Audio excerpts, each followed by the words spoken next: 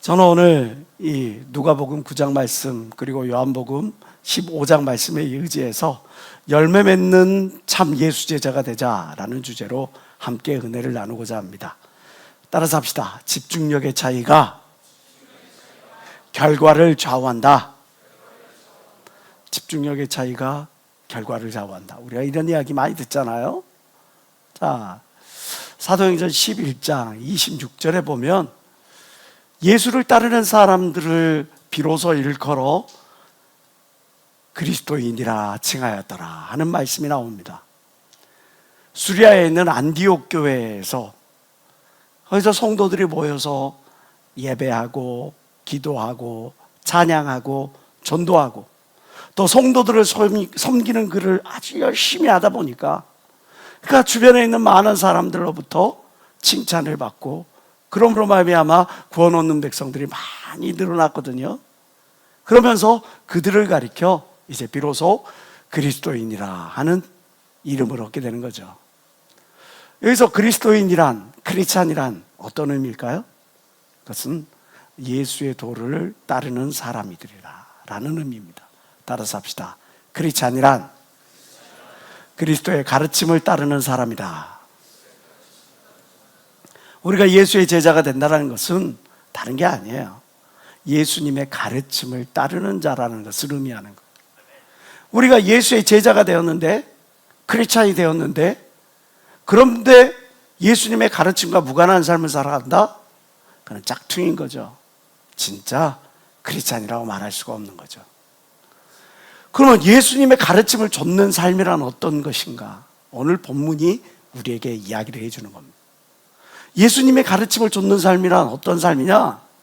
아무든지 나를 따라오려거든 자기를 부인하고, 나는 신현명이 아닌데요? 그런 의미가 아니죠.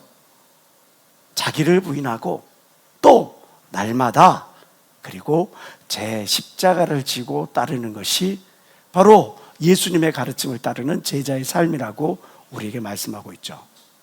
자기를 부인하고 라고 하는 의미는 이것은 내려놓고 무엇을 내려놔야 될까요? 내가 생각하고 있었던 내 인간, 개인적인 어떤 목표, 비전, 어떤 인간적인 그 모든 욕심, 욕망 이런 것들을 내려놓으라는 거죠. 편한 길 걸어가려고 하는 생각 내려놓으라는 거죠. 유혹된 길 따라가는 생각 내려놓으라는 거죠.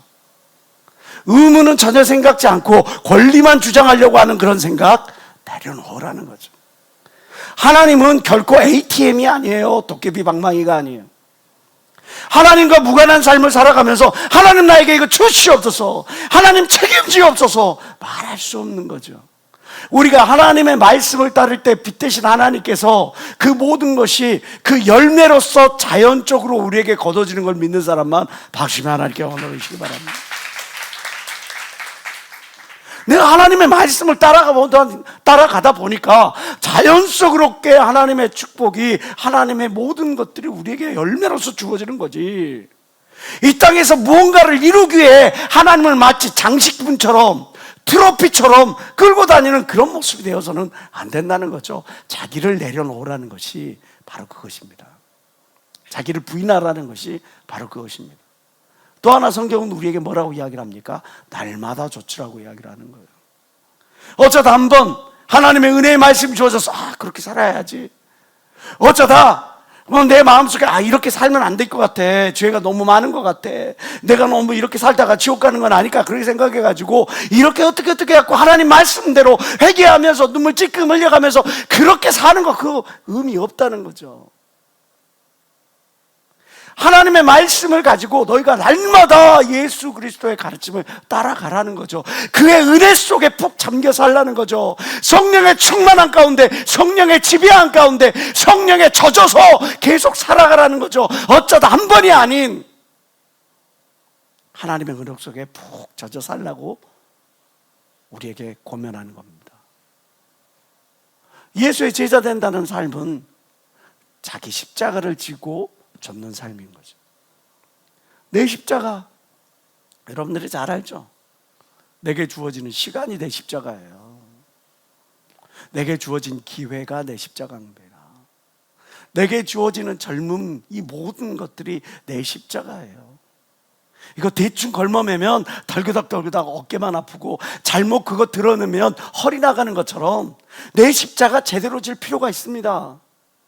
하나님이 여러분들에게 주신 그 십자가, 내가 받을 만한 것이면, 내가 즐거울 만한 것이면 그거 냅다 그냥 받아들고, 내가 원치 아니하는 것이면 회피하고, 그런 게 내 십자가가 아닌 거예요. 회피하지 아니하고 최선을 다하고 혼신을 다하는, 우리 앞에 인생의 롤모델이, 너무나 멋진 롤모델이 있지 않습니까? 70대 후반의 고령임에도 불구하고 복음 전하는 것이 오로지 당신의 사명으로 알아서 지금도 이렇게 30몇 시간, 40몇 시간 그 복음을 전하러 거기에 그 마타모로스라고 하는 것이 우범지역이잖아요.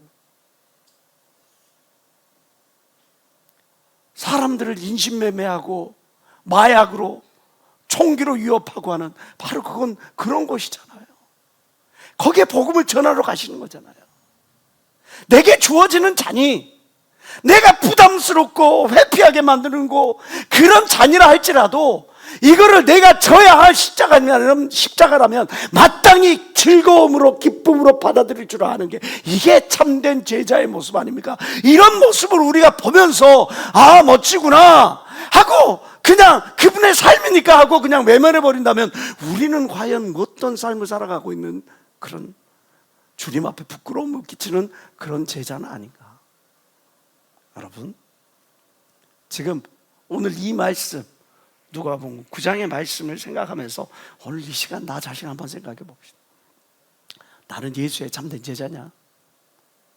나는 날마다 내 속에서 스멀스멀 기어 올라오는 어떤 인간의 어떤 생각들, 안일한 생각들, 편하고자 하는 욕구, 누리고자 하는 욕구, 게을러지고자 하는 그런 어떤 욕구들, 이런 것들을 그냥 날마다 부인하고 포기하고 내 속에서 솟아나는 죄악의 쓴뿌리를 끊어버리려고 지금 몸부림치고 있느냐?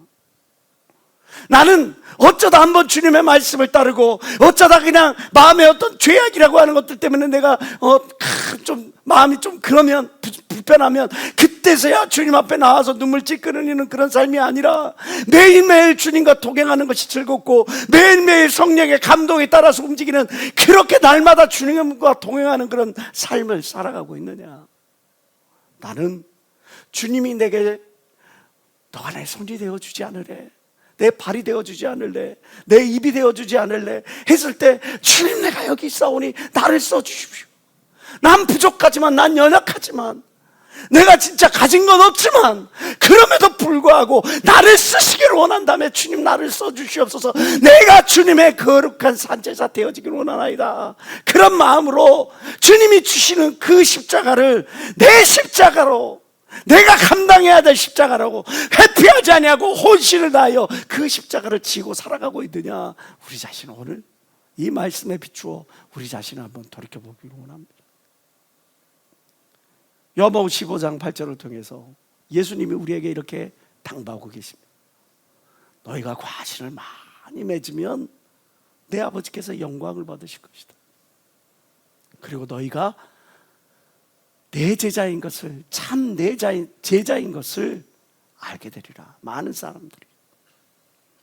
우리는 열매 있는 크리스천이 되어야 돼요. 그냥 열매가 아니라 좋은 열매 맺는 크리스천이 되어야 돼요. 그냥 좋은 열매만 맺는 것을 끝내는 게 아니라 그 좋은 열매를 풍성히 거두어야 하나님의 영광 받으실 걸 믿는 사람만 박수며 하나님께 언어르시기 바랍니다. 오늘 이 말씀, 누가복음 9장 말씀과 요한복음 15장 이 말씀을 우리 현대적 언어로 해석하면 바로 이 말씀이에요. 너가 열매 맺는 참 제자가 되기를 원하냐? 그러면 집중력을 높여라라는 거죠. 뭐 하라고요? 열매 맺는 참 제자가 되기를 원하면 집중력을 높여라는. 아무데나 빵빵빵빵빵빵 쏜다고 사람이 맞느냐? 그게 아니에요. 베트남 전쟁에서 통계를 내봤어요. 사람을 이렇게 사격해가지고 사상사를 내는데 과연 얼마만큼의 총알이 허비되었을까, 소비되었을까? 우리가 생각할 때 한 발 쏘면 사람이 꼬꾸라지니까 다치든지 죽든지 아무튼 그랬으니까 우리가 생각하면 한 10발에 한 명은 넘어졌겠지. 좀 넉넉 갖고 한 20발, 30발, 40발, 50발이면 사람이 하나 이렇게 넘어졌겠지 생각할지 모르죠. 근데 사람 하나를 쓰러뜨리는데 10,000발이라고 하는 총알이 소요가 됐어요. 어마어마한 탄약을 쏟아 부어야 한 사람을 쏟아 쓰러뜨린다는 거예요. 왜 그런 일이 발생했을까요? 전쟁터가 정글이잖아요. 눈에 보이지가 않잖아요. 그리고 총알이 막 빗받치잖아요. 언제 내가 그 총알에 맞아서 쓰러질지 모르는 상황이 되잖아요. 그러니까 어떻게 해요? 총알을 그냥 난사하는 거죠. 그러니까 사상사가 생기지가 않는 거예요. 우리가도 어떤 기도를 드릴 때 하나님 앞에 상달되지 못하는 기도를 드리는 이유는 뭘까? 다다다다다다다다다. 오늘은 이런 기도했다가 내일은 저런 기도했다가 향방 없이 기도를 지니 하나님이 듣지를 못하시는 거죠. 어떤 일을 해도 어떤 사람은 일의 결과가 바로바로 피드백이 나오는데 어떤 사람은 일을 해도 그 열매나 결과가 나오지 않는 이유는 뭘까요? 향방 없이 일을 해. 두세 없이 일을 해. 목표가 불분명해. 집중력이 없어. 우리가 열매 맺는 참 제자가 되려면 오늘 성경이 가르치는 이 말씀에 우리가 주의를 기울여야 돼. 그러면 성경이 우리에게 집중력을 높이기 위해서 3가지 교훈을 하고 있는데 오늘 본문의 말씀이 누가복음 9장에 말씀하고 있는 본문의 말씀이 이야기하는 교훈은 뭐냐? 너희가 자기를 부인하고 십자가를 지어라 라고 하는 말씀은 너가 뭔가를 선택했으면 뒤돌아보지 말라 결단하고 그 길을 끝까지 쫓아가 라고 우리에게 교훈을 해주는 거죠. 파부침주라고 하는 말 들어보셨죠? 이 말이 뭔 뜻입니까? 파부 가마솥을 깨뜨리고 침주 배를 가라앉히다라는 뜻이에요. 파부침주라고 하는 것은 내가 전쟁터에 임해서 내가 뒤를 돌아보지 않고 배수의 등 뒤에 그냥 간물이 흐르는데 여기에다가 진을 치고 앞에 나오는 적을 내가 맞서 싸우겠다. 여기서 내가 승리를 거두지 못하면 내가 저 물에 빠져서 죽는다. 돌아갈 길도 없다. 가마솥을 깨뜨렸어요. 밥 지어 먹을 솥을 깨뜨렸어요. 돌아갈 수 있는 어떤 그 배를 다 침몰시켰어요. 오로지 나한테는 승리 외에는 내가 뚫고 나갈 길이 없어. 파부침주하고 결단하고 내가 이게 아니면 내가 길이 없어. 그러고 그냥 삿바끈을 칵 잡고 인생의 삿바끈을 잡고 나아가라는 그런 마음의 결심을 의미하는 그런 단어죠. 예린자매한테 물어봤어요. 오븐에다가 빵을 넣으면 밀가루 저기 반죽 덩어리를 넣으면 다 빵이 됩니까? 빵이 안 된대. 어떻게 해야 합니까? 그 빵에 만든 적정 온도가 다 있대요. 그래서 보통 180도에서 230도 그 온도를 유지해야 돼. 빵들마다 다 달라. 우리가 물이 수증기로 끓어오는 기화되는 그 온도는 100도잖아요. 그러면 100도만 정도만 되면 빵이 됩니까? 빵이 되지 않는데요. 그럼 뭐가 됩니까? 딱딱한 밀가루 덩어리로 그냥 그대로 있는 거예요. 아니 물은 끓어오르는데 그런데 그게 빵이 되지 않는다고요? 안 된대. 오븐에다 넣었다고 다 빵이 되는 건 아니야. 내가 마음에 어떤 것들을 결정했다고 선택했다고 그것들이 다 결과로서 주어지는 게 아니야. 내가 영어 열심히 해서 내가 영어로 마음껏 해외여행도 하고 내가 조기장 목사님의 어떤 통역가도 되고 막 그렇게 해야지. 그래서 선택하고 마음에 이렇게 결심했다고 그래서 그 사람의 어느 한순간에 그 언어가 터지는 거 그렇지는 않잖아요. 내가 어떤 마음의 결정을 내렸다고 모든 일이 해결되는 게 아니야. 그와 같은 일을 누가복음 14장에 우리에게 말씀해주고 있죠. 너희 중에 누가 망대를 세우고자 할진대 자기의 가진 것이 중공하기까지 족할는지 내가 갖고 있는 것으로 이 성벽을 쌓고 건물을 지어 오르는데 그게 족할는지 먼저 그 앉아서 그 비용을 예산을 계산해 보지 않겠느냐? 그렇게 아니하여 기초만 쌓고 쌓다가 올리고 그러다 못 쌓으면 사람들이 그 사람 보고 손가락질 하지 않겠느냐? 가라도 이 사람이 역사를 시작하고 능히 이루지 못하였다 하리라. 또 어느 임금이 다른 임금과 싸우러 갈 때 먼저 앉아 1만으로 저 2만을 가지고 오는 자를 대적할 수 있을까 해야 되지 않겠느냐? 야, 어떻게 하면 전쟁에서 승리를 할 수 있을까? 우리는 숫자는 적고 저들은 숫자는 많은데, 그러면 좋은 지형 지물로 이끌어가서 그들을 그냥 이렇게 해야지 하는 작전을 짜지 않겠느냐? 아니, 그거를 못할 것 같으면 멀리 있을 동안에 사신을 청해서 화친을 청하지 않겠느냐? 전쟁에서 지려고 싸움을 벌이는 어리석은 자는 없잖아요. 화친을 청하겠죠. 이런 것처럼 너희 중에 누구든지 자기의 모든 소유를 버리지 아니하면 내 제자가 되지 아니하리라. 이 말씀이 뭔 말이에요? 소금이 좋은 것이나 소금도 만일 그 맛을 잃었으면 무엇으로 짜게 하리로? 소금이 짜다는 것은 다 알고 있어. 근데 그것을 넣어야 맛이 나지. 내가 제자가 되려고 마음에 작정을 했어. 작정만으로는 안 돼. 내가 예수를 믿기로 선택을 했어. 하나님의 뜻을 따르기로 선택을 했어. 내가 의의 길을 따르기로 선택을 했어. 선택만으로는 결코 여러분들이 하나님의 자녀의 삶을 살아갈 수도 없고 하나님 자녀의 열매를 거둘 수도 없어. 그 다음에는 행동이 따라가야 하는 거죠. 내가 소금과 같은 역할, 빛의 역할을 하려고 했으면 행동이 따라가야죠. 내가 무언가를 약속을 했어요. 약속을 했으면 그 다음에 실천으로 옮겨야 그 약속이 효력을 발생하죠. 내가 원대한 비전을 꿈꿨어요. 비전을 꿈꾸면 답니까? 그 비전을 통해서 내가 어떤 목표를 가져야 될지 목표를 설정해야죠. 그 목표만 설정하면 답니까? 그 목표를 어떻게 실행에 옮길지에 대한 구체적인 플랜, 계획이 나와야죠. 그리고 나서 액션, 실행이 따라가야 비로소 열매를 거두고 믿는 사람만 박심의 하나님께 오늘씩 바랍니다. 나 하나님의 자녀로 살기를 원합니다. 나 열매 맺는 사람으로 살기를 원합니다. 선택했다고 끝이 아니라는 거예요. 선택했으면, 결단했으면 실천하고 순종으로 옮길 줄 아는 저와 여러분 되시길 주의 이름으로 축원합니다. 기대하여 열매를 거두시길 주의 이름으로 축원합니다. 결단이라고 하는 이 단어, 이 한자는 우리에게 큰 울림을 줍니다. 결단할 때 이 결단할 결자라고 하는 이 결자는 물 숫자와 터놓을 쾌자가 합해진 그런 단어죠. 이 결단할 결이라고 하는 이 글자가 유래된 이유는 바로 저 중국에 있는 황하라고 하는 저 긴 강으로부터 시작됐어요. 우리가 황하강 알죠?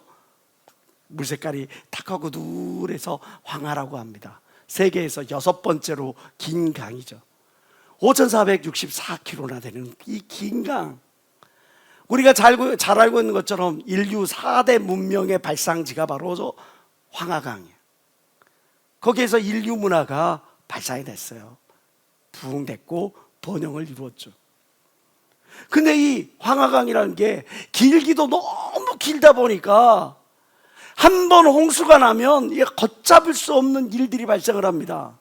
그래서 지금까지의 역사를 딱 봤더니 무려 1,500여 번 이상의 댐이 무너졌어. 거기에다 제방을 쌓았는데 그 뚝이 다 무너졌어. 얼마나 홍수 피해를 많이 입었으면 여기 물길이 이렇게 쭉 가잖아요. 근데 그 물길이 26번이나 물길이 바뀌었어.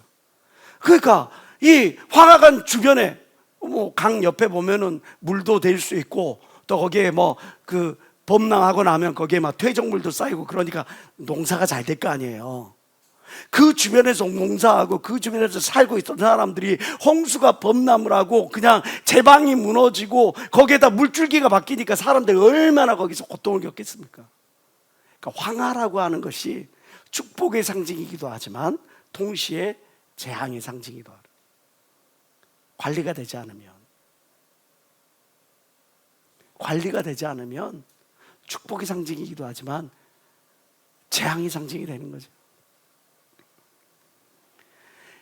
이 결단할 결자라고 하는 것들이 왜 만들어졌냐면 이렇게 물이 쫙 나는데 홍수의 물이 팍 범람을 하잖아요.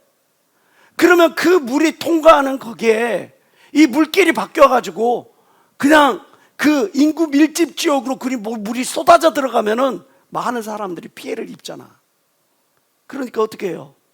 물길을 막기 위해서 다른 곳을 터놓는 거야. 인구가 좀 적은 곳으로, 피해를 좀 덜 받을 곳으로 그것을 터놓는 거예요. 그렇게 해서 누구를? 인구 밀집 지역을, 도시를 살리는 거예요. 그러면 딜레마가 생기는 거죠. 어떤 딜레마? 이 홍수 가운데서 이 황하라고 하는 이 어마어마한 광으로부터 이 많은 도시의 이 사람들을 살릴 것이냐, 아니면 이들을 살리기 위해서 저 조그마한 저 마을 저 사람들에게 이 피해가 고스란히 입을 텐데 저들 피해를 이 피해를 입을 이 사람들을 하기 위해서 그냥 흘러가는 것을 그냥 방치해 버릴 것이냐. 여러분들에게, 여러분들이 나라를 다스리는 지정자라고 했을 때, 지휘자라고 했을 때 어떤 결단을 내리겠어요? 대부분 도시를 살리기 위해서, 더 많은 생명을 거두기 위해서 전략적으로 어쩔 수 없이 저 인구 밀집 지역들을 살리기 위해서 물길을 터놓는 걸 거야. 그 주변에 피해가 적어지는 곳으로 물길을 터놓는 거야. 이 결단할 결자라고 하는 게 바로 그것입니다. 물길을 터놓는 거예요. 우리가 결단을 내려야 할 때도 마찬가지죠. 내가 하나님의 말씀대로 살아가야겠다. 의의 길로 살아가야겠다. 믿음의 길로 살아가야겠다. 그러면 포기하고 내려놔야지. 자기를 부인해야지. 근데 내려놓을 수 없어. 이거는 꼭 잡고 싶고, 그러면서도 내가 천국은 가야겠기에, 구원은 받아야겠기에, 또 하나님 앞에서, 심판대 앞에서 부끄러움은 당하지 않아야겠길래 내가 예수는 붙들어야 되겠는데, 내가 세상에 붙잡고 있는 이것, 이 기쁨과 이 모든 것들을 포기할 수가 없어서 이 두 가지를 놓고 이렇게 저울질을 하는 거죠. 잘라내야 될 텐데, 내가 의의 길로, 진리의 길로, 믿음의 길로, 말씀의 길로 따라가려고 결단을 했으면 그것을 끊어낼 각오를 해야 될 텐데, 그 두 가지를 갖고 오늘은 이쪽, 저희는 저쪽, 이쪽 기웃기웃하고 있으니 어떻게 되겠습니까? 열왕기상 18장 21절은 바로 이 말씀을 우리에게, 이 상황에 있는 우리에게 이 말씀을 주는 거예요. 너희가 어느 때까지 두 사이에서 머뭇머뭇거리겠느냐? 여호와가 너의 하나님이면 하나님을 좇아라. 바알이 만일 하나님이면 그를 좇을지니라. 세상이 너의 하나님이면, 우리가 사는 게 이 세상뿐이면, 인생이 이 세상으로 끝나는 거면 세상으로 가. 세상 사람 만나고, 세상 사람과 즐기고, 죄악과 어둠을 탐하고, 그러나 너희가 영생이 있음을 알고, 하나님이 살아계심을 알고, 반드시 보상해 주실 하나님이 있다고 믿는다면, 너희가 마땅히 지켜야 될 바, 예수 그리스도의 말씀을 따르고 예수 그리스도의 가르침을 따라야 너희가 참된 그리스도의 말씀을 좇는 자라 하는 크리스찬이라는 이름을 온전히 소유한 너희가 되지 않겠느냐? 한 다리는 세상, 한 다리는 하나님, 교회, 이렇게 쫙 벌린 상태에서 너희가 과연 어떻게 하나님의 영광을 돌릴 수가 있겠고, 어떻게 너희가 세상이 나에서도 자유롭게 살 수가 있겠느냐? 어느 때까지 두 사이에서 머뭇머뭇거리겠느냐? 너 삶의 우선순위가 무엇이냐? 우리가 익숙함으로부터 단절되려고 하면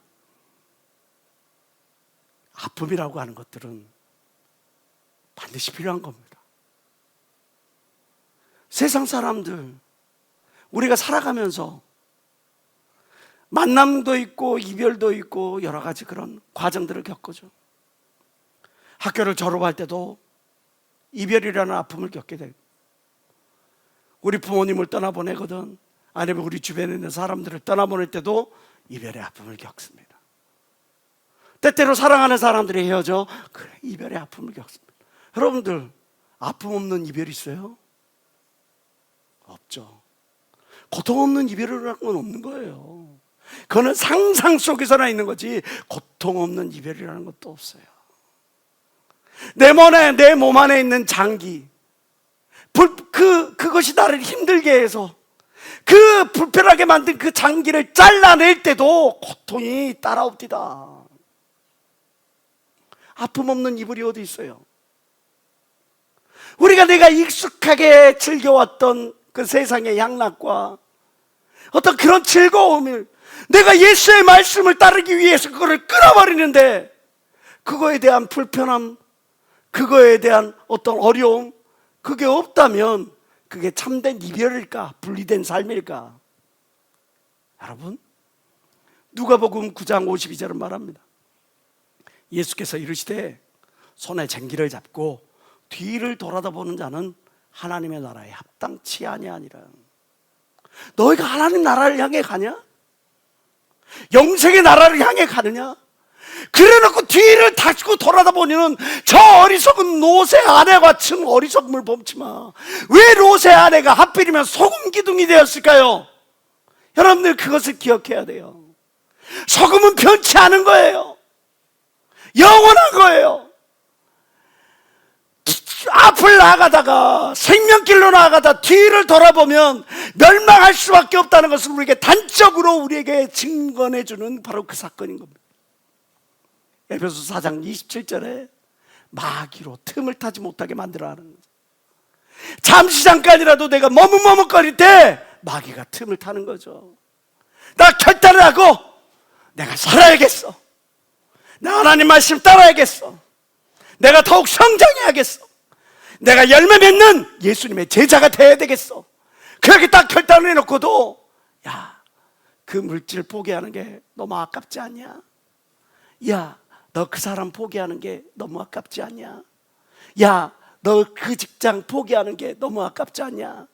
너가 지금까지 쌓아올린 그 공이 얼마만큼인데, 너가 쌓아올린 커리어가 얼마만큼인데, 너가 쌓아올린 그 모든 수고와 노력들, 그거를 내려놓는 게 그게 쉽냐? 야, 성경 말씀에 뱀처럼 지혜로워지라고 말씀하지 않았냐? 그러니까 너가 이 모든 것들을 줄 수 있는 방법을 한번 생각을 해봐. 반드시 길이 있을 거야. 잠깐만 멈춰봐. 악한 마귀는 여러분들에게 처음부터 세상을 손에 쥐라고 말하지 않아요. 악한 마귀는 여러분들에게 처음부터 세상을 따라가라고 말하지 않아요. 악한 마귀는 처음부터 여러분들에게 죄악의 길을 따라가라고 말하지 않아요. 처음에는 그럴듯한 것처럼 여러분들의 선택을 미루게 만듭니다. 처음에는 그럴듯한 것처럼 그 선택에 무언가 조급함이 있다고 여러분들을 미혹시킵니다. 여러분들의 선택을 미루게 만들고, 그러는 상황 가운데 그 마음의 틈을 만들어 그 틈 사이로 욕심을 집어넣고 세상을 집어넣고 어둠을 집어넣어 하나님으로부터 멀어지게 만드는 것이 악한 마귀의 전술인 걸 믿는 사람만 박수며 하나님께 영광 돌리시고, 선택했으면, 결단했으면 단호히 끊어내고 앞만 보러 나아가는 여러분 되시길 주의 이름으로 축원합니다. 하나님을 기쁘시게 하는 그런 여러분 되시길 주의 이름으로 축원합니다. 성령으로 시작했다가 육체로 끝나는 어리석음을 범하지 않기를 주의 이름으로 축원합니다.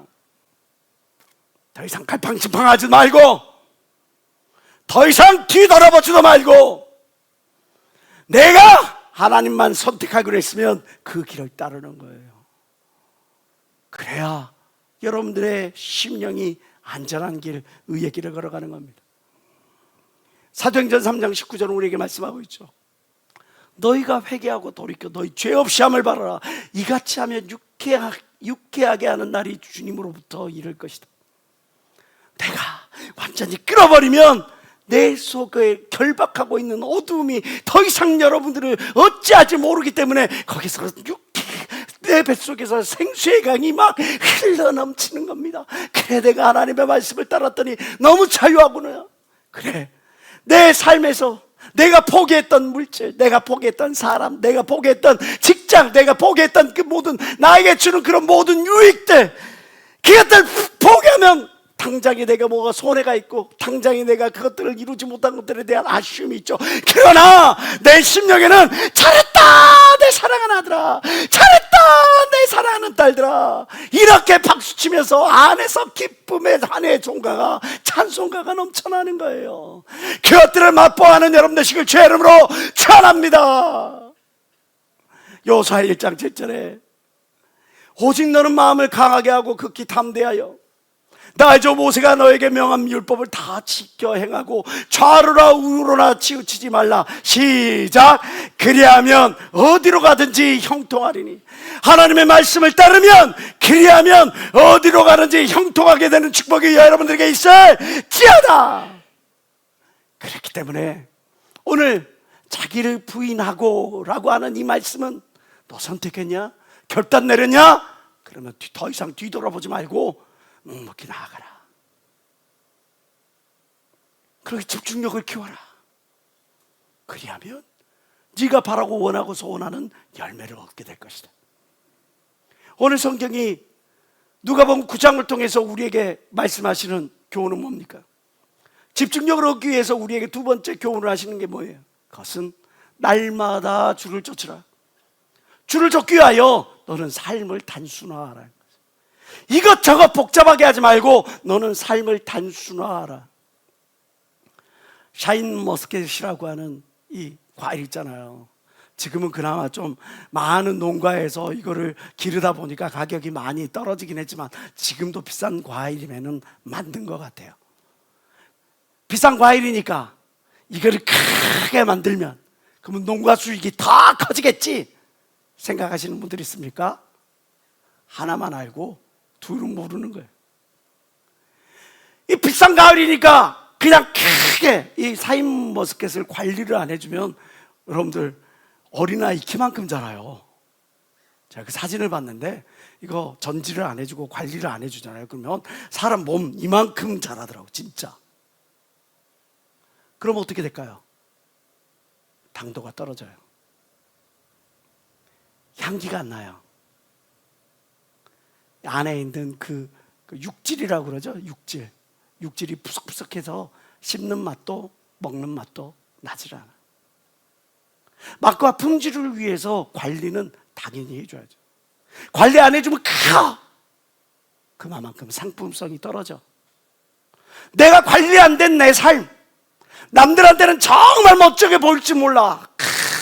이렇게 바쁘고 저렇게 바쁘고 이런 일도 하는 것 같고 저런 일도 하는 것 같고 막 사람들한테 어이구 고마워 너 일도 해라 어이구 고마워 이렇게 좀 해줘라. 너무너무 바쁘게 돌아다니는 것 같은데 내실이 없어. 열매가 없어. 무언가 하나님 앞에 내놓을 무언가가 없어. 하나님은 과연 그것을 기뻐하실 것인가? 내가 이 땅에 살아가면서 어떤 경쟁력을 갖추고 영향력을 갖추려면 당연히 집중력 있는 삶을 살아가야 되고, 집중력 있는 삶을 살아가기 위해서는 그 하나를 집중하기 위해서 내 모든 것들을 포기할 각오를 해야 돼. 단순화시켜야 돼. 이건 선택이 아니라 필수야. 그래야지만이 경쟁력을, 영향력을 확보할 수가 있는 거죠. 그래서 우리에게 필요한 게 뭐예요? 삶을 살아가면서 지혜롭게 삶을 살아가기 위하여 우리에게 필수적으로 중요한 것이 세 가지가 있는데, 그것이 바로 내 마음을 지키는 것, 입술을 지키는 것, 그리고 나에게 주어지는 시간을 지킬 줄 알아야죠. 이거를 내가 관리하지 못하면 외화 내빈, 겉으로는 멋져 보이는데 안으로는 썩었어, 썩었어, 골맞어, 의미 없어, 당도가 없어, 맛도 없어, 육질도 없어, 그런 존재가 되는 거죠. 특별히 시간에 대해서 여러분들에게 여러 번 강조를 하죠. 시간이라고 하는 것, 이거는 만민 앞에 평등하게 주어진 거예요. 우리가 태어날 때부터 모든 사람이 공평하게 주어진 것 딱 하나가 있다면 그것이 시간이죠. 우리 솔직히 고백해야 되지 않아요? 뭘? 우리 태어날 때 금수저로 태어나고 은수저로 태어나고 흙수저로 태어나고 모두가 동일한 조건 가운데 태어난 거 아니잖아요. 그죠? 동일한 조건 가운데 태어나지 못해요. 어떤 사람은 마음껏 공부할 수 있고 마음껏 꿈을 펼칠 수 있는 그런 환경 속에서 자라시는 그런 분들도 이 자리에 있어요. 어떤 사람은 내 학원 하나 다니는 것 때문에, 내가 학교 다니는 거 그거 하나 때문에, 그것 때문에도 정말 눈물 흘려야 되고 부모님과 막 의견 다툼을 벌려야 되고 하는 그런 분들, 그렇게 해가지고 지금 이 자리까지 나온 분들도 있어요. 그러나 시간이라고 하는 것, 부자라고 30시간 주고 가난한 사람 10시간 주고 그렇게 주어지지 않았어요.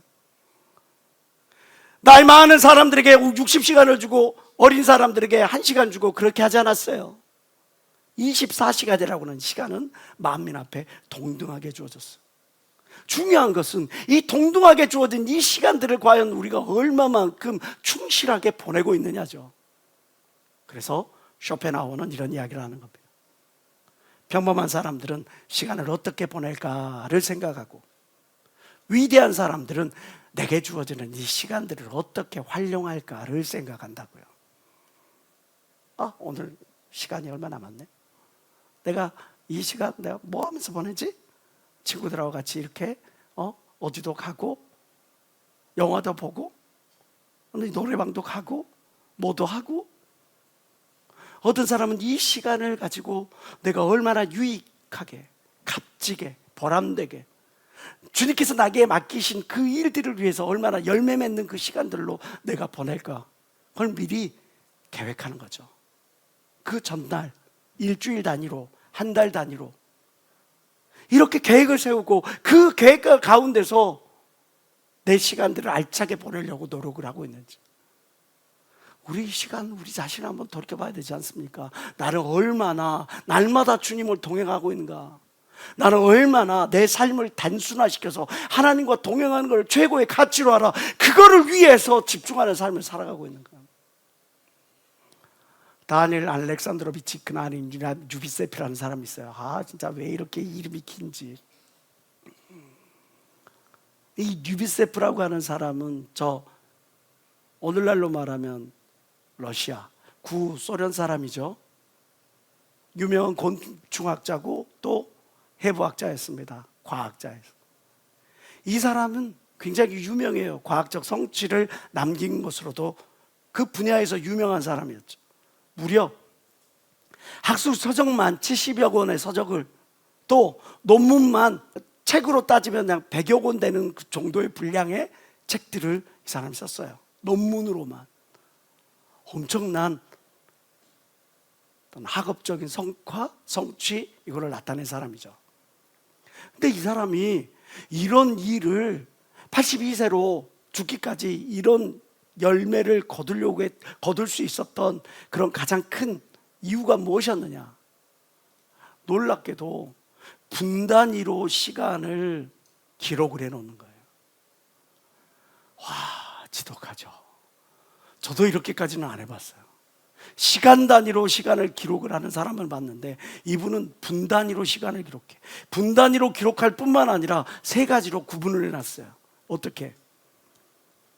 내가 오늘 하루 창조활동을 해서 얼마만큼 시간을, 창조활동이라고 하니까 연구하고 집필하고 하는 그런 시간들, 이 창조활동을 위한 준비활동, 책을 쓰고, 책을 보고 독서활동을 하고, 그리고 자료를 준비하는 그런 시간들, 그리고 마지막으로 내가 밥 먹고 자고 사람과 만나는 그런 소비활동, 이렇게 3가지를 구별을 했는데, 이걸 언제까지? 무려 56년 동안 했다는 거예요. 56년 동안 나는 오늘 하루 얼마나 창조적으로 보냈느냐, 얼마나 준비하며 보냈느냐, 또 얼마나 소비하며 보냈느냐, 이거를 그 누구도 시키지 않았는데 자기에게 보고서를 쓰고 그 보고서를 자기에게 내는 거예요. 매일매일. 그러니까 저렇게 어마어마한 업적을, 학문적 업적을 남길 수가 있었던 거죠. 그제는 모르겠어요. 어제 우리 어떤 시간들을 보냈는지 한번 생각해 봅시다. 어제 여러분들은 과연 얼마만큼 창조적인 시간을 보냈어요? 그 창조적인 시간을 위해서 얼마만큼 준비했어요? 혹시 소비하는 시간은 더 많지 않았어요? 세상 일에 너무 바쁘고 세상에 이런 모든 것들이 알려지는 게 너무 높아지는 게 너무 바빠서 정작 하나님과 함께하는 시간엔 너무 소홀하지는 않았어요?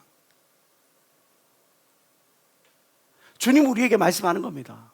또 열매 맺는, 정말 나의 가르침을 따르는 그런 참된 그런 제자가 되기를 원하느냐? 그렇다면 그 무엇보다도 나와 동행하는 그런 삶을 살아가라. 어쩌다 한 번이 아닌 날마다 나와 동행하는 삶을 살아가라. 그것이 너의 삶의 최우선순위로 둬라. 너가 나를 최우선으로 여기면 나도 너를 최우선으로 세워줄게. 너가 나를 최우선으로 대접하면 나도 너를 최우선으로 대접해줄게. 멋진 인생 아닐까요? 우리에게 주어지는 시간과 우리에게 주어지는 물질과 우리에게 주어지는 모든 기회들을, 만약에 그것들을 측정할 수 없다면 관리할 수가 없을 겁니다. 관리되지 않는데 거기서 어떻게 개선점을 찾을 수가 있고 바뀌어지는 삶을 살아갈 수가 있겠습니까? 제가 건강이 안 좋았을 때 저는 음식 일기까지 썼습니다. 내가 도대체 어떤 음식을 먹고 살아가고 있느냐, 어떤 삶을 살아가고 있길래 그것 때문에 내가 지금 이렇게 망가진 육체가 되었느냐, 내가 시간들을 어떻게 보내고 있느냐. 열심히 기도하고 열심히 말씀 보고 열심히 책 보고, 그래 그렇게 괜찮아, 잘했어. 근데 운동을 너무나 안 하는구나. 너 자신에게 투자를 하지 않구나. 밥은 먹되 인스턴트만 먹고 있구나. 맵고 짜고 자극적인 것만 먹고 있구나. 커피를 너무 많이 마시는구나. 카페인 음료를 너무 많이 먹고 있구나. 이러니 너의 육체가 이러지. 측정할 수 없으면 관리할 수 없고, 관리할 수 없으면 개선할 수가 없는 거예요. 오늘 이 시간부터 여러분들이 마음에 다잡으세요. 내가 주님과 동행하는 삶을 살아가고 싶어. 내가 주님과 날마다 함께하는 그런 삶을 살아가고 싶어. 주님을 내 삶의 최우선으로 내가 삶을 살아가고 싶어. 그렇다면 내 시간이, 내가 먹는 것이, 내가 쓰는 것이, 내가 누리고 있는 것이 과연 주님과 얼마만큼 동행하고 있는지를 기록해 보세요. 그러면 여러분들의 인생의 방향이 어디로 나아가고 있는지를 제대로 확인할 수가 있을 겁니다. 시간을 관리하지 못하면 시간의 노예가 돼요. 시간의 노예가 되는 게 뭡니까? 날마다 바쁘다 하면서도 정작 열매가 없는 거예요. 하루 왼종일 넷플릭스 틀어놓고, 애플 TV 틀어놓고, 뭐 틀어놓고 저렇게 틀어놓고, 뭐 오징어 게임이다 뭐다 해가지고 그것만 그냥 시리즈 그냥 전체적으로 쳐다보고 있는 사람, 1년에 책 한 권 들여다보지도 아니하는 사람, 크리스찬이라고 하면서도 하나님 말씀 한 장 제대로 읽지 아니하는 사람, 그 사람이 진짜 천국을 향하는 소망을 갖고 있는 사람이냐고 말할 수 있냔 말이에요. 쉬는 시간마다 핸드폰으로 쇼츠는 바라보고 웹툰은 바라보고 뭐는 이렇게 보고 있으면서 정작 하나님의 은혜의 말씀을 살피고 하나님의 능력의 말씀을 살피고 하는 것들을 소홀히 하면서 여러분들이 정말 하나님이 내 삶의 최우선이라고 말할 수 있는 거 아니에요? 내게 주어진 거 하나 관리하지 못하는데 하나님이 어찌 더 좋은 것으로 여러분들이 맡길 수가 있겠습니까? 맡길 수가 없죠. 초기상 목사님께서 멋진 말씀 해주셨죠. 시작. 계획하지 않는 삶이란 망하기로 작정한 삶이다. 계획과 실행은 인생의 실과 바늘. 오늘 하루를 살아가기 위해서 어제 여러분들 계획 세우셨습니까? 그리고 오늘을 마무리하면서, 어제를 마무리하면서 어제 하루를 돌이켜 보셨습니까? 계획하지 않는 삶은 망하기로 작정한 삶이다. 돌아보지 않는 삶은 망하기로 작정한 삶이다. 관리되지 않는 시간, 관리되지 않는 젊음, 관리되지 않은 물질, 관리되지 않은 모든 것들은 여러분 것이 아니에요. 여러분 것이 할 수 없어요. 내 것인 줄 알았는데 구멍 뚫린 그 지퍼의 바지에서 어떻게 그 물건들을 여기다가 보관할 수가 있겠습니까? 구멍 뚫린 은행 창고에서 어떻게 물질을 온전히 보존해 나갈 수가 있겠습니까? 여러분 것이 아니에요. 관리가 돼야죠. 누가복음 10장에 마르다 사건을 우리는 잘 압니다. 마리아와 마르다에게 예수께서 찾아왔을 때 마르다가 이렇게 이야기를 합니다. 저희가 길 갈 때 예수께서 한촌에 들어가시며 마르다라 이름하는 한 여자가 자기 집으로 영접하였더라. 예수를 영접하는 삶을 살아가실 주의 이름으로 축원합니다. 어떤 사람은 예수를 배척했어요. 고라시나 베스테다야, 내가 너희에게 행했던 이 모든 것들을 차라리 소돔 땅에서 행했으면 그들은 회개했을 건데 너희는 나를 배척하는구나. 예수를 영접해야죠. 영접 잘했어요. 그런데 그에게 마리아라는 동생이 있어 주의 발 아래 앉아 그의 말씀을 듣더니 마르다는 준비하는 일이 많아 마음에 분주한지라, 또 이것도 내가 해야 되고 저것도 내가 해야 되고 저렇게도 해야 되는데 예수께 나아가로되 주여 내 동생이 나 혼자 일하게 두는 것을 생각지 아니하시나이까 저를 명하사 나를 도와주라 하소서. 주께서 대답하여 가라사대 마르다야 마르다야, 내가 많은 일로 염려하고 근심하나 그러나 몇 가지만 하든지 혹 한 가지만이라도 족하니라. 하나님의 일을 하지 말라는 의미가 아니에요. 주의 일, 주의 직분 맡지 말라는 의미가 아니에요. 오늘 이 말씀에 전하고자 하는 핵심 메시지가 뭡니까? 내가 많은 일 가지고 염려하고 근심하나 그러나 몇 가지만 하든지, 아니면 그 몇 가지도 감당할 수 없으면 한 가지만으로 좋게 그냥 그것만 해. 다른 번잡한 일, 그런 것 때문에 여기저기 그냥 에너지 낭비하고 다니지 말고 이 사람 저 사람 그 사람들 그 모든 것들 해결해 주려고 돌아다니지 말고 너에게 맡겨진 그 일, 너가 가장 먼저 해야 될 일, 그 일에 집중해 삶을 단순화해 라고 말하는 거죠. 전도서 7장을 통해서 솔로몬은 우리에게 이야기를 합니다. 내가 깨달은 것이 이것이라. 곧 하나님이 사람을 정직하게 지으셨으나 사람은 많은 꾀를 낸 것이다. 하나님이 정직하게 지으셔서 그 모든 일을 감당할 수 있게 해놨는데, 근데 사람들이 꾀가 많아. 이것도 내가 해야 되겠고 저것도 내가 해야 되겠고 생각만 많아가지고 그것들을 막 다 해나가려고 해. 그게 탐심이라는 거죠. 누가복음 12장 15절을 통해서 예수께서 말씀합니다. 저에게 이르시되 삼가 모든 탐심을 물리치라. 사람의 생명이 그 소유에 넉넉한 데 있지 않는, 내가 많이 가졌다고 그래서 그 더 가지려고 하고 더 가지려고 하고 의미 없다고. 가장 중요한 거, 거기에 집중해요. 우리에게서 가장 중요한 게 뭐예요? 내가 지금 겉에 드러나고 있는 것들이, 뭐 누리고 있는 것들, 그게 중요해 보여요? 중요할 수 있겠죠. 편하게 살 수 있죠. 누리며 살 수 있죠. 근데 그 안에 성령이 없어. 그 안에 생명이 없어. 그 안에 예수가 없어. 이 땅에서 누려서 편하게 지내서 여행도 다니고 넉넉하게 그렇게 살아가. 인생이 그걸로 끝이냐고요. 보여지는 인생이 끝이냐고요. 아니라고 말을 하면서 다시 또 그걸 선택하는 어리석음을 범하는 사람들은 뭔데? 여러분, 내가 하나님이 원하시는 열매를 거두길 원한다면, 하나님의 말씀을 따르는 예수의 참된 제자라고 한다면, 그러면 가지치기를 해야 합니다. 어떤 욕심이나 탐심 끌어내야 합니다. 하나님의 말씀을 따르기로 오직 하나, 영생의 길을 향해 그걸 단순하게 다른 모든 것들을 내려놔야 합니다. 그러다 내 마음에서 끊임없이 그것이 솟아난다니까. 그를 잘라내는 것이 하나님 자녀의 능력인 거죠.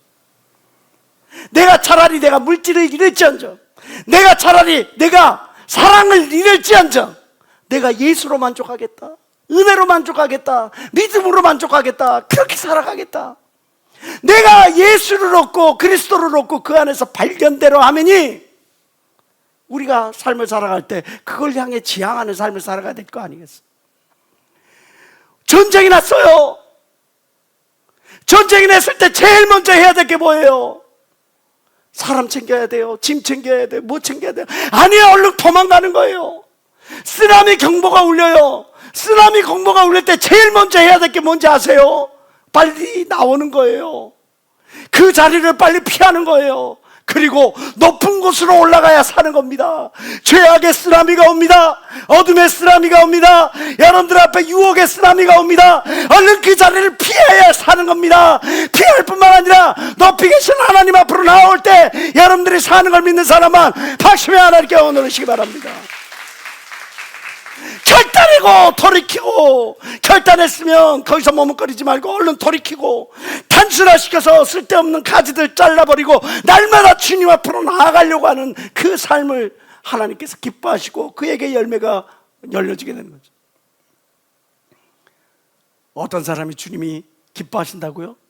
어떤 사람이 천국에 들어가냐고요? 주여 주여 하는 사람이 들어가는 게 아니에요. 무늬만 크리스찬들이 들어가는 게 아니에요. 오늘 성경의 말씀에 하늘에 계신 내 아버지의 뜻대로 행하는 자라야 하나님의 나라에 들어갈 수가 있다고 말하는 거예요. 내가 하나님의 뜻을 따르지 아니하고 하나님의 가르침을 따르지 아니하고 예수 제자의 삶을 살아가지 않으면서 내가 제자임내 말할 수가 없는 거예요. 그런 사람들에게 열매 주어지지 않는 겁니다. 물이 계속 흐르면 도랑이 강이 되고 그 강이 바다가 된다. 정말 지금은 내가 미미해 보일 수 있어요. 내가 지금은 이 대한민국 전체 땅덩어리, 아니 서울의 이 땅덩어리, 아니 우리 이 조그마한 이 교회 공동체 안에서 의미 없는 그런 자그마한 사람일 수 있어요. 그러나 내가 계속 기도에 공을 들이고 말씀에 공을 들이고 내가 그 길을 따르려고 번민하고 몸부림치고 하나하나 은혜의 탑을 쌓아 올라가다 보면 마침내 여러분들이 하나님 안에서 발견되는 그런 존재가 되어지리라 저는 믿습니다. 날마다 라고 하는 것은 너가 영향력 있고 경쟁력 있는 그런 삶을 살아가려면 삶을 단순화시켜라. 집중력 있는 삶을 살아가기 위하여 삶을 단순화시켜라. 우리에게 이야기를 하는 거죠. 그리고 마지막으로 집중력을 높이기 위하여 성경이 우리에게 주는 세 번째 교훈은 뭡니까? 그런 자기 십자가를 지고 따라가라는 거죠. 조계장 목사님께서 말씀하시는 기필코 정신, 나 기필코 끈기와 인내로 내가 이것을 이루고 말리라 하는 그것이 나에게 이루어져. 목표를 설정하는 것이 아니라 달성하는 거라고 우리가 표로 붙여놓으면 뭔 소용이 있겠어요? 그 목표를 향해서 내가 얼마만큼 간절한가 절실한가, 그것을 이루고자 하는 의지가 분명한가. 여러분도 혹시 2002년도 이후에 태어나신 분들은 한번 손 들어보세요. 왜 이렇게 만지고 내려? 누구야? 성 한번 들어봐요. 영화자면은 몇 년? 아, 있네요. 2002년도 이후에 내 출생연도가 2003년도. 왜 손을 들지? 2002년도에 우리나라에 그런 행사가 있었잖아요. 월드컵, 한일 월드컵. 세계적인 명작이라고 하는 히딩크 감독을 불러서 우리나라의 대표팀 감독을 딱 세웠습니다. 그랬더니 히딩크 감독이 목표를 설정했어요. 뭐라고? 우리는 본선에서 1승을 거둘 것이고 그리고 16강에 올라갈 겁니다. 그러니까 사람들이 반신반의했어요. 야, 우리가 아시아의 맹주긴 하지만 과연 우리가 1승? 힘든데 16강 할 수 있을까? 그래도 우리가 여기 개최국이니까 그리고 어떻게 잘만 이렇게 뽑아 들어가면 될 수도 있겠다 그런 생각을 했는데 사람들이 얼굴이 확 바뀐 거는 얼마 되지 않아. 왜? 전지훈련 가가지고 평가전을 치르고 뭐 이렇게 예선 이렇게 하는데 계속 진 것도 그냥 지는 게 아니라 5대0으로 맨날 져. 그러니까 별명이 뭐예요? 히딩크 감독 별명을 5대0 감독이라고 그래서 5대0 감독이라고. 그 정도로 계속 졌어요. 그 사람들이 월드컵 나가가지고 개최국이 예선전 탕락하는 그런 수모를 겪게 되겠다고 많은 사람들이 막 손가락질하고 막 그랬죠. 우리 잘 알잖아요. 어떻게 된 거. 4강까지 올라가죠. 가장 하이라이트가 저는 이 이탈리아하고의 16강전이었다고 봐요. 이탈리아 세계 최고, 브라질과 더불어서 세계 최고 가는 이 팀하고 하는데 후반전에 그냥 안정환이 골든골 얘가 머리도 그때 하필이면 머리를 뽀글뽀글 아줌마 파마를 딱 했어요. 그래가지고 머리를 이렇게 했는데 사람들이 지금도 이야기를 하지. 그 빗 맞은 거다, 어쩌다, 우연으로 맞은 거다, 아니면 그냥 쇼하는 거다. 그냥 막 이야기해서 많이 하죠. 나중에 물어보니까 진짜 그렇게 의도해가지고 이렇게 공을 돌리는 것을, 골 넣는 거를 그렇게 연습을 해왔다고 이야기를 하더라고요. 아주 극적으로 이기죠. 이탈리아는 다 이겼다고 생각을 했는데, 근데 안정환의 이 골든골 때문에 패배하고 말았죠. 이탈리아에게는 없고 우리나라에 있었던 것 단 한 가지는 뭡니까? 반드시 이기고 말리라라고 하는 그 의지, 반드시 열매를 거두고 말리라고 하는 그 열정, 반드시 우리가 이루고자 하는 그 꿈을 성취해 버리고 말리라고 하는 그런 에너지, 집념이라고 하는 것이 있고 없고의 차이가. 이탈리아 선수들은 너무나 뛰어난 세계적인 선수들이니까 마지막 한 번 방심했는데 그 방심에 그 틈을 비집고 우리나라가 골을 넣는 거죠. 그 결과를 우리는 잘 알고 있습니다. 4강까지 올라가게 되죠. 우리나라에 많은 순국지사, 애국지사들이 있습니다. 형장의 이슬로 살아가신 윤봉길 의사와 안중근 의사와 같은 그런 애국지사들의 이 국가를 위한, 민족을 위한 간절함, 이것이 과연 없었다면 우리가 이렇게 자유, 독립을 이룰 수 있었을까? 공산화로부터 막기 위하여 많은 젊은 학도봉들이 아무것도 모르는 그 여러분들 자녀들 뻘만한 되는 그런 10대 그 학도병들이 그것들을 위하여 총칼을 들고 싸울 때 그 희생과 그 고통 가운데서 이 나라가 이렇게 민주화를 이룰 수가 있습니다. 독재로부터 항거하고 가난으로부터 벗어나기 위해서 많은 사람들이 눈물을 흘렸고 그냥 열의를 다졌고, 저 어릴 때만 해도 아침마다 노래를 들어보셨어요. 잘 살아보세, 잘 살아보세, 우리도 한번 잘 살아보세, 잘 살아보세. 용택 간사님은 들어봤겠죠?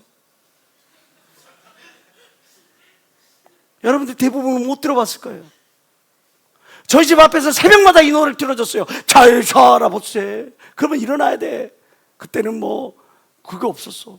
그 노래 듣고 일어나서 마을 사람들이 다 앞에 나와갖고 집 앞부터 쓸기를 시작했어요. 자기 집 앞부터 쓸기를 시작했어. 잘 살기 위하여 깨끗해야 된다. 잘 살려면 몸 관리를 잘해야 된다. 잘 살려면 우리가 함께 이렇게 해야 된다. 반상회라고 하는 것 의무적으로 다 참석을 했어요.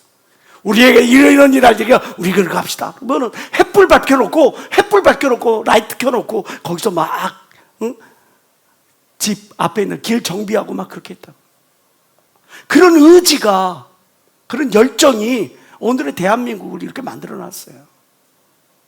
근데 이렇게 만들어놨더니 젊은이들이 헬조선이래. 그렇게 눈물을 흘리고 피땀 흘려서 이 나라 이렇게 자유화가, 민주화가, 독립을 다 이루어놨는데 여기에서 사람들이 더 달래, 뭘 달래? 안타까운 마음일 수밖에 없죠. 세계적인 명포수였던 요기베라는 끝날 때까지 끝난 것이 아니라고 말을 합니다.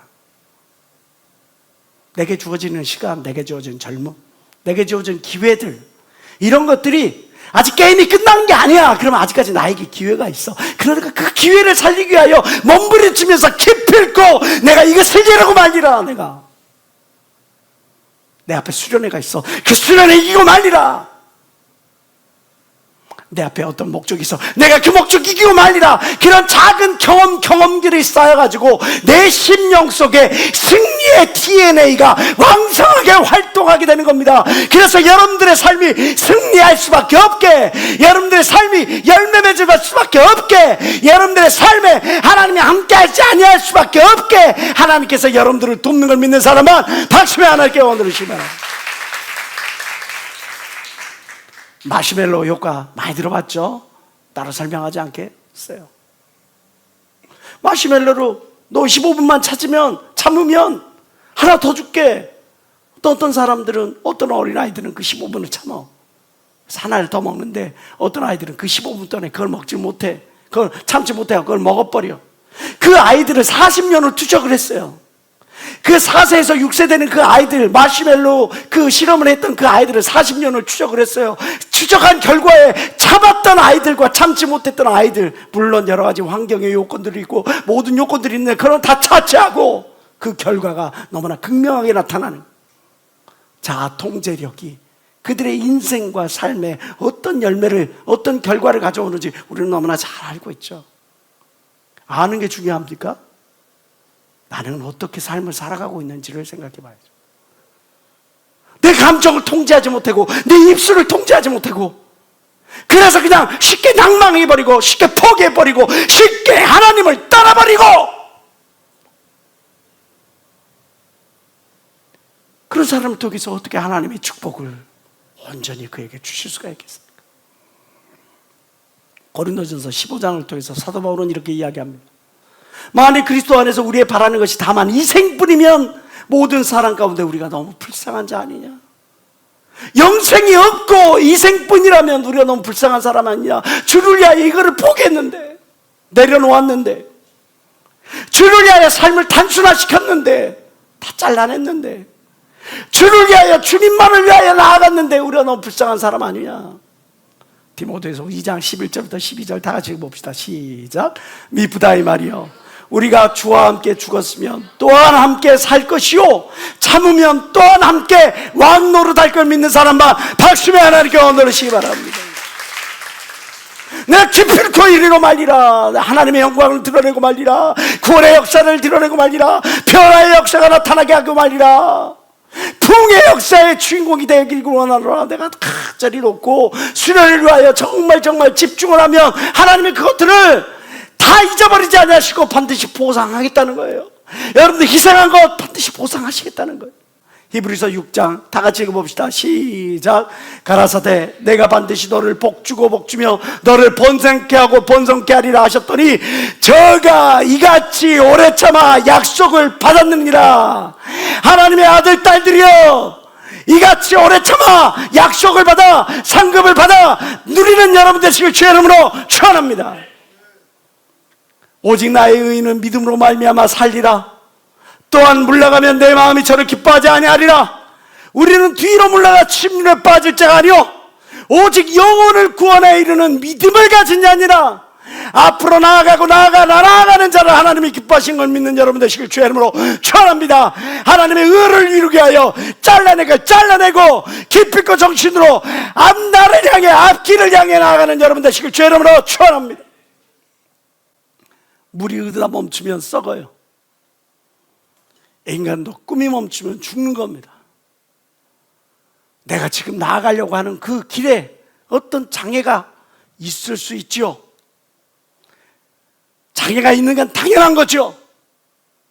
우리가 어떤 목표를 설정하고 나아가는데 악한 마귀가 그를 기뻐하겠습니까? 방해놓지 않겠어요? 그 앞에 어떤 장애와 어려움이 있는 것은 당연한 거예요. 그런다고 해서 당연하니까 내가 여기서 멈추면 썩는 겁니다. 죽는 겁니다. 제가 앞으로 환자들에게 그런 이야기를 합니다. 죽 먹으면 죽는다. 죽 먹지 말아라. 그게 뭔 뜻이에요? 사람이 속이 불편하고 뭐하고 하니까 뭔가를 먹어야 될 것 같고 그러니까 죽을 먹어요. 죽을 먹으면 어떻게 해요? 씹지를 않죠. 씹어야 여기서 락타아제, 아밀라아제 이런 것들이 나와서 소화 효소가 나와서 이것들을 소화시키고 이것들이 안으로 들어가서 이것들이 흡수력이 생길 텐데 이거를 소화시킬 효소가 나오지 않는 상태에서 그냥 들어가니까 흡수가 이루어지지 않는 거예요. 배는 찰지 모르겠는데 소화 흡수가 이루어지지 않으니까 이 몸 안에서 에너지가 생기질 않는 거예요.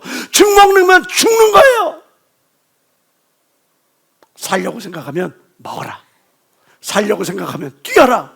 살려고 생각하면 움직여라. 여러분들도 영혼도 마찬가지입니다.